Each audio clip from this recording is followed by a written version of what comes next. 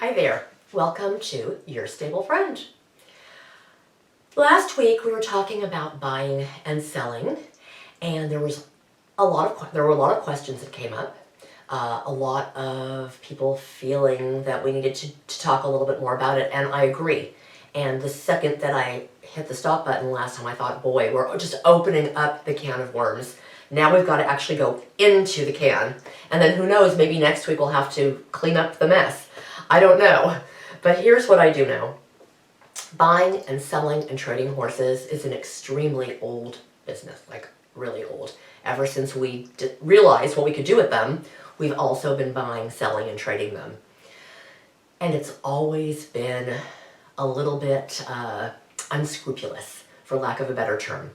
Just like used car selling, that's a little bit unscrupulous too. Even new car selling, unscrupulous. There are several different types of industries where this buying and selling of things can be a little bit shady. Horses, there is an inherent problem that we don't have with a car or a house. Maybe a realtor takes a really great picture of an awful house, and we drive, for half a day to go see this house, and it's nothing like what we thought. Same thing with some of these horse ads, or so I'm being told. But we have something else that we have going on here, and that is the horse being a sentient, living being. Horses, cars, a pair of ice skates, a tennis racket, any surfboard, whatever else you want to buy on the internet. Not as difficult a subject to delve into, but we are talking about a living, sentient, intelligent being and the buying and selling of them. That's a very slippery slope to talk about as it is. We are talking about the brokering of a live being. And just this week, it really never ends, I saw another post. A woman said that she was extremely disappointed. Here we are, it's only March, but in January, so we're talking like 6 to 8 weeks ago, she bought herself a horse, and she was told this horse was an experienced trail horse. And she is having nothing but trouble getting this horse out on the trail. I told her, please read your question back. I think you've answered your own question. You've had the horse for 6 to 8 weeks. This horse has no idea who you are. You are a stranger. If you met a stranger on the internet and you were asked to go into the woods with a stranger, would you go? Would you go into the woods with a stranger? I hope not, because right now you're talking about an episode of Dateline. You are not going to go into the woods with a stranger. And a horse, it was an extremely strong, instinctual drive to preserve itself, a very strong survival mechanism, absolutely knows it should not go into the woods with a stranger. I don't understand where this mindset comes from, that we think we can purchase a horse, and again, just because we've given money and someone's told us what they were able to do with the horse, why we would think that we would be able to do the same thing with the horse, having established no relationship with it at all, not having built any trust at all. I mean, I would hope that most of us would think that 6 to 8 weeks is not a lot of time to build a relationship. Let's just think of a human-to-human relationship. Do you know anything about anyone in 6 to 8 weeks? No. You wouldn't see all the Dateline that we see about crazy things that happen. Even after a year, my mother used to always say, we don't know someone until we know them more than a year. Because anybody can put on a wonderful charade for a year and be someone that they are not. And after a year, you kind of get exhausted and you slip back into yourself and you can't do it anymore. Man, was she ever right about that.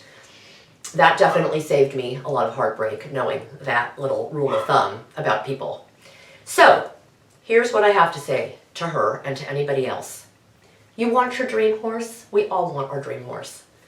You cannot go and buy your dream horse. I am sorry. Because the person that you're buying your dream horse from It could have actually been their dream horse. But something changes. Something in the equation changes. Yes, you. You are a different person.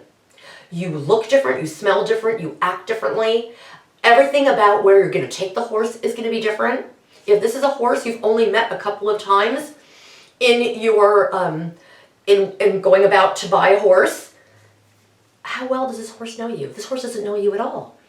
Think about the old mail order brides and sending away in a catalog for a bride. And this woman is shipped, halfway across the country or maybe all the way across the country to go live with some man, out on the Ponderosa. She certainly looked good in the picture, but oh my God, she can't cook and she can't darn my socks and she doesn't know how to hitch the mule up to the wagon. We're talking about a live, sentient being, people. This is the problem with that. We all could have our dream mail order bride, and we could all have our dream horse if we are willing to take some responsibility for creating the dream aspect. Meaning, that mail order bride can certainly be your dream bride, but it's going to take time to know each other, to learn about each other. Maybe you don't have similar interests, but you can make similar interests or show someone how much fun it is to play croquet or whatever it is that you do. We cannot expect to have a relationship with another sentient being and have it just work right off the bat. It rarely happens. It rarely happens. It's about getting to know someone, it's about getting to trust someone, and it's about being with them for long enough that we start to feel comfortable and secure with them as well. So here this woman is, she wants to take this horse that she's had for 6 to 8 weeks out on the trail, and the horse is saying, I'm not going into the woods with you. I don't even know you. Are you going to leave me there? Because I just had this person who owned me for 10 years, and they just put me on a trailer and sent me to a stranger. So my trust is shattered right now. So now you want to take me into the woods? Then what? You get what I'm saying? Is it that you don't believe that a horse can think or feel this way? Because if that's the problem, then you have some more research and homework to do. Because horses are extremely intelligent and they are sentient, they are sensitive, they can figure things out and learn things and understand things that most of us are not really aware of. I'm just coming into my own awareness of how much they can do and how much they can know. I saw something fascinating today. It was a 60 minutes, these little YouTube things that they do about old shows that they've had on. It was about the smartest dog in the world, a border collie, and she can identify, she has 1,500 toys, and they're all like in a huge pile. You can tell her by name to go and get a certain toy, and you can tell her that you either want her to touch it with her nose, pluck it out and bring it, or just to pull it out of the pile.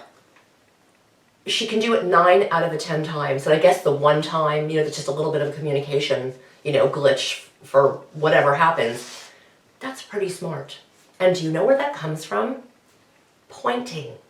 When someone understands what pointing is, it's like the very first bridge for communication. Interestingly, primates don't get it. They showed someone doing a similar experiment with, I think it was some sort of a monkey. I'm sorry, I'm not so good with the monkeys and the primates. It was some sort of a monkey, and they did pointing, and the monkey just wasn't getting the pointing at all. They showed the pointing with the dog. Immediately the dog knew. You put your focus on what's being pointed at. I know for a fact that my horses understand pointing. We use pointing every day, all day long for all kinds of things. Can you please go into your stall? Pointing. Hello, I put the carrot over there. Pointing. Can you take the handkerchief? Pointing. All day long we're pointing. Knowing that makes me feel even more that they are so much smarter than still any of us are giving them credit for. So when you have a horse that does not want to go into the woods with you because you just met it 6 or 8 weeks ago, not only is it going on its intelligence level, it doesn't want to go based on its intelligence, it doesn't want to go based on its very acute survival mechanism. It's programmed for millions of years to be able to survive, and going into the woods with a stranger probably is a risk. It's a risk for us. Why wouldn't it be a risk for a horse? Here is the problem.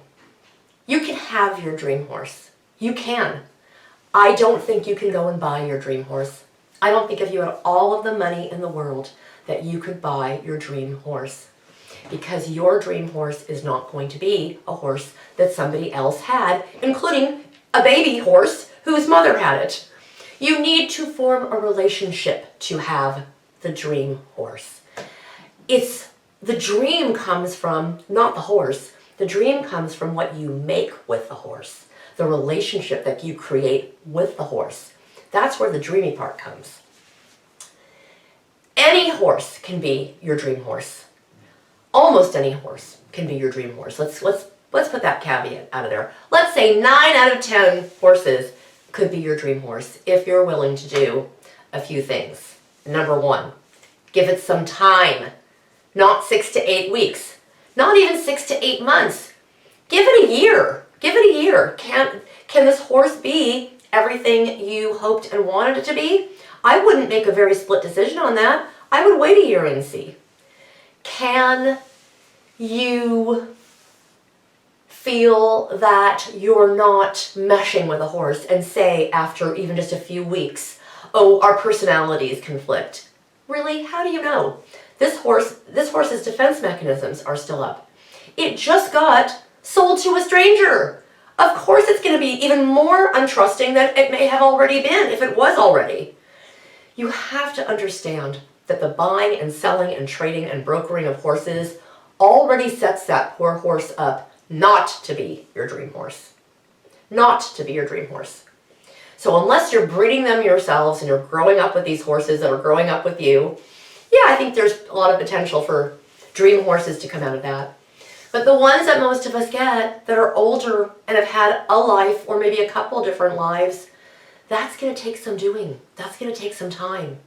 That's going to take bonding and trusting and growing a foundation of security where you can say to the horse, you know, today I do want to go out on the trail. I want to go out there. We've been working slowly to that. I haven't given you any reason to mistrust me. Do you think we can go out on the trail today? And I bet you the answer is going to be a big yes that day because you put the time in. Maybe you did your hand walking. Maybe you put the horse on the lead and you took it out a little bit further every day, just to that one spot where it seemed a little anxious and was looking around, and you made a big fuss over him or her, and you walked back to the barn, showing that horse, I respect you. I respect that I respect the fact that you were anxious and your anxiety level increased. I don't want to push you over threshold. We're going to go back to the barn. We'll try again tomorrow.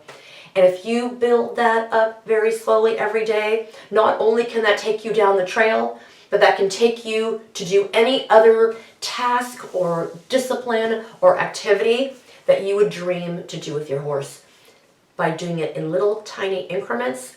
And remember, each of those increments is another day, and that's what you need. You need days and weeks and months and sometimes even years under your belt, and the horse needs them under his or her girth. You need to build up a trusting relationship to do these things. So many of the things that we ask a horse to do are dangerous, are very, very dangerous. They need to trust you. You can't buy trust. You have to earn trust. You have to create trust. You have to build trust. And it doesn't happen overnight. It does not happen overnight. It doesn't even happen in 6 to 8 weeks. That's nothing. In horse terms, that is, a sand glass where the little sand falls in the hourglass. That's a couple of drops of sand for a horse. 6 to 8 weeks is nothing. Horses need time. I now call it horse time. A student will say something like, I don't know, anything from oh gosh, I began working on this, a couple of months ago. I said, yeah, but not in horse time. Or, wasn't it just the other day that we did this? And I'll say, yeah, but not in horse time. Horse time works differently than human time. And it works differently for every horse. Just like human time works differently for every human. We all have a little bit of a different concept of time and how long things should take or how long we want them to take. But one place where we really have to be realistic is when we're working with horses.